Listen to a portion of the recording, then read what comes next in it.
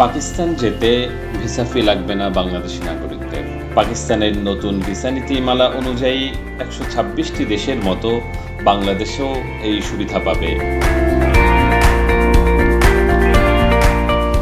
সোমবার 2রা সেপ্টেম্বর সচিবালয়ে স্বরাষ্ট্র উপদেষ্টা লেফটেন্যান্ট জেনারেল মোহাম্মদ জাহাঙ্গীর আলম চৌধুরীর সঙ্গে সাক্ষাৎকালে এই তথ্য জানান বাংলাদেশে নিযুক্ত পাকিস্তানের হাই কমিশনার আহমদ মারুফ। আগস্টের মাঝামাঝি পাকিস্তান তাদের নতুন ভিসা নীতি ঘোষণা করে। এতে 126টি দেশের জন্য ফি ছাড়াই ভিসা আবেদন করার সুযোগ রাখা হয়েছে। উপদেষ্টা ও হাই কমিশনারের সাক্ষাতে বাংলাদেশ ও পাকিস্তানের মধ্যে সম্পর্ক উন্নয়ন, ভিসা প্রাপ্তি সহজ করা, সরাসরি প্লেনের ফ্লাইট চালু সহ নানা বিষয়ে আলোচনা হয়।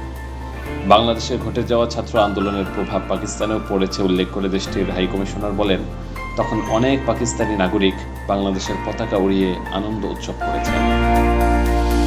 হাই কমিশনার গত 15 বছরের দ্বিপক্ষীয় সম্পর্কে যে শীতলতা দেখা গেছে তার উত্তরণ ঘটিয়ে পারস্পরিক সম্পর্ক জোরদারের আহ্বান জানান। এছাড়া দুই পক্ষ পারস্পরিক ভিসা সহজীকরণের বিষয়ে